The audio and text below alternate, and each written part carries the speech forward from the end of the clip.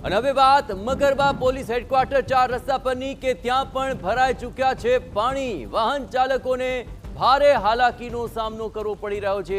આ તસવીરો આ હાલાકીને બયાન કરી રહ્યા છે। કાર જેવા વાહનો રસ્તા પર મૂકવા માટે લોકો મજબૂર બની ગયા છે।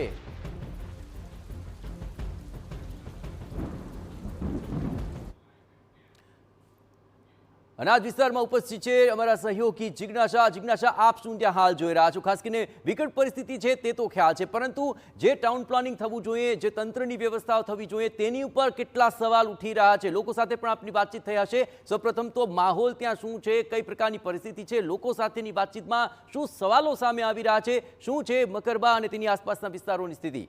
જિજ્ઞાસા।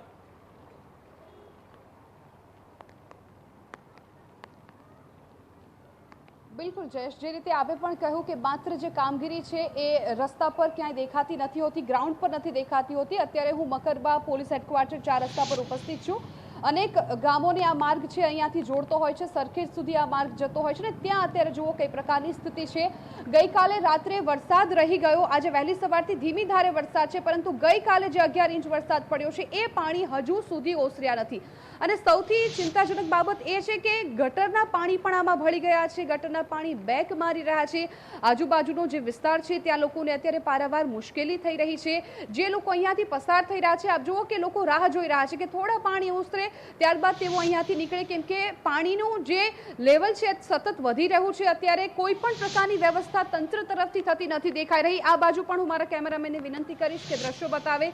આપ અહીંયા પણ જુઓ કે કઈ પ્રકારે કાર છે અહીંયા જ રોકીને કોઈ જતું રહ્યું છે, કેમ કે અહીંયાથી કાર કાઢવી પણ મુશ્કેલ બની છે। સામે પણ એ ટ્રેક્ટર દેખાઈ રહ્યું છે કે આ વરસાદી પાણીમાં ટ્રેક્ટરના અડધા પૈડા ડૂબી ગયા છે, એ પ્રકારની સ્થિતિ છે।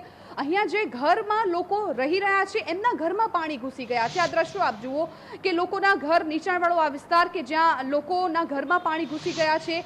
આખી રાત તેઓ પોતાના ઘરમાંથી પાણી કાઢવા માટે મજબૂર બન્યા હતા। રાત્રે સૂતા નથી, તેઓને ખાવા પીવાની કોઈ પણ પ્રકારની વ્યવસ્થા નથી થઈ। અહીંયાથી ચાલવું પણ અત્યારે મુશ્કેલ બની રહ્યું છે।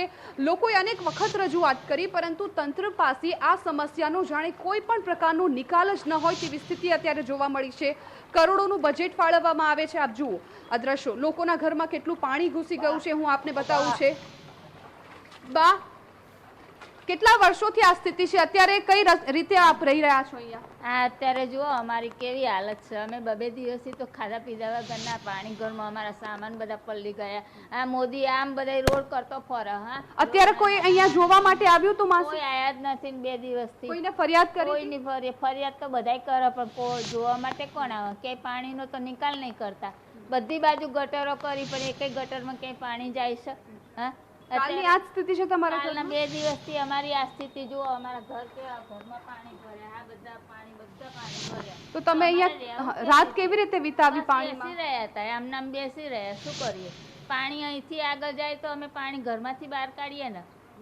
જેન ત્યાં રોડો કરે છે, જેન ત્યાં એને બધા પ્રોગ્રામો કરે, આ નાના માણસોની કોઈ એને સહી? બિલકુલ, એટલે જયેશ આપ જોઈ શકો છો કે 2 દિવસથી આ જ સ્થિતિમાં અત્યારે લોકો રહેવા માટે મજબૂર બન્યા છે। ઘરની અંદર પાણી ભરાઈ ગયા છે, ખાવા પીવાની કોઈ વ્યવસ્થા નથી। આખી રાત ઉજાગરો કરીને તેમણે ઘરમાંથી પાણી ઉલેચ્યું છે, પરંતુ તંત્ર જાણે તેમના કાન સુધી આ વાત ન પહોંચી રહ્યો એવી સ્થિતિ અત્યારે જોવા મળી છે। જયેશ, બિલકુલ જિજ્ઞાસા, અને સૌથી મોટો સવાલ જ એ છે કે તંત્ર આમાં કામગીરી નથી કરી એ તો દેખાઈ રહ્યું છે, પણ હવે તંત્ર મદદ કરવા માટે પણ કેમ નથી પહોંચતું તે પણ સવાલ ઉઠી રહ્યો છે।